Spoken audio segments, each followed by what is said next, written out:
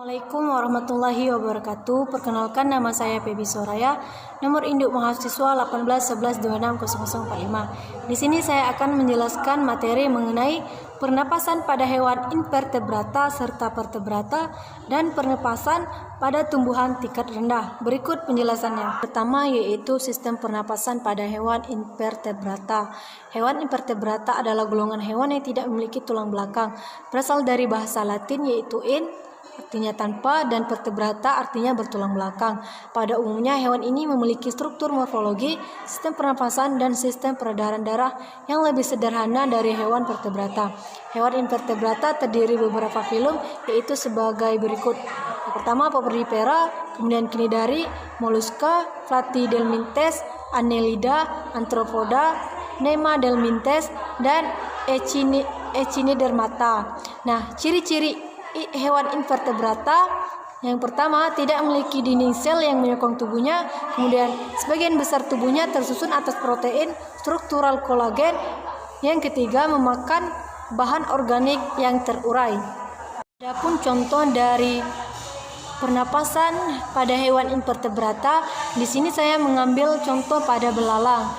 Nah, mekanisme pernapasan pada belalang diatur oleh otot perut atau abdomen.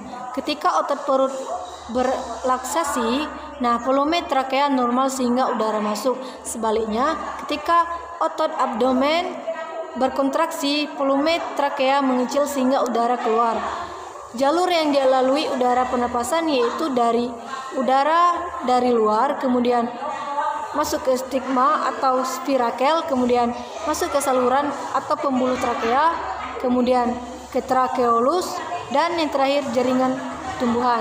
Nah, jadi sistem trakea berfungsi mengangkut O2 dan mengedarkannya ke seluruh tubuh, serta sebaliknya mengangkut CO2 hasil pernapasan untuk dikeluarkan dari tubuh. Dengan demikian, darah pada serangga hanya berfungsi mengangkut sari makanan, yaitu pernapasan pada hewan vertebrata.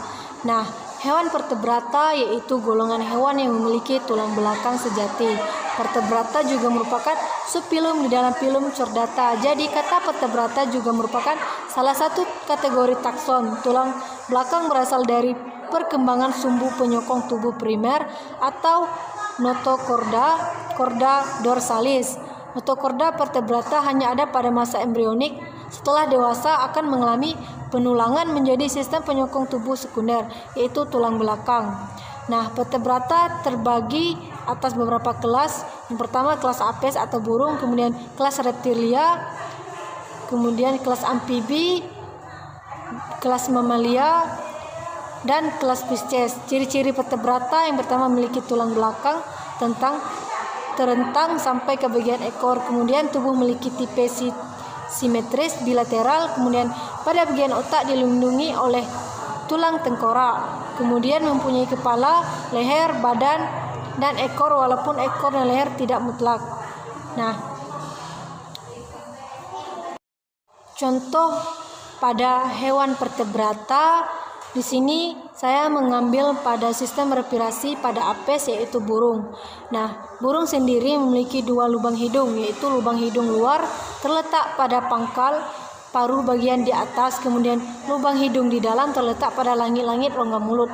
Fungsi dari pundi-pundi hewan pada burung yaitu untuk bernapas saat terbang, kemudian memperkeras suara dengan memperbesar ruang siring, kemudian mencegah kedinginan dengan menyelubungi organ dengan rongga udara, dan mengurangi hilangnya panas tubuh, memperbesar atau memperkecil berat jenis tubuhnya.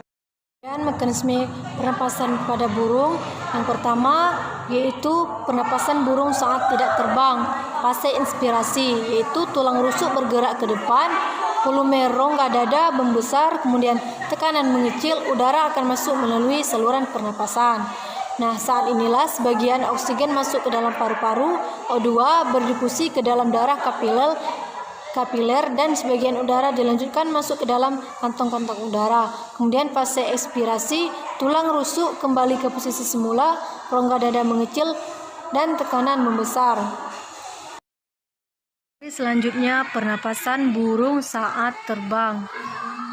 Nah, yang pertama fase inspirasi. Pada sayap diangkat, pundi hawa antar tulang karakoid terjepit. Nah, sedangkan pundi hawa ketiak mengembang. Akibatnya udara masuk kepada pundi hawa ketiak melewati paru-paru. Terjadilah inspirasi. Saat melewati paru-paru akan terjadi pertukaran gas O2 dan CO2. Nah, kemudian fase ekspirasi sebaliknya pada saat sayap diturunkan, pundi hawa ketiak terjepit sedangkan pundi hawa antar tulang karakoid mengembang sehingga udara mengalir keluar dari kantong hawa melewati paru-paru sehingga terjadilah ekspirasi. Saat melewati paru-paru akan terjadi pertukaran gas O2 dan CO2. Tidak mampu membentuk zat makanan karena tidak memiliki klorofil, sehingga energi diperoleh dengan cara menguraikan bahan makanannya yang berada di sekitar tempat hidupnya. Sebagai contoh yaitu jamur pada tempe rhizopus. Dari saya lebih dan kurang saya mohon maaf. Assalamualaikum warahmatullahi wabarakatuh.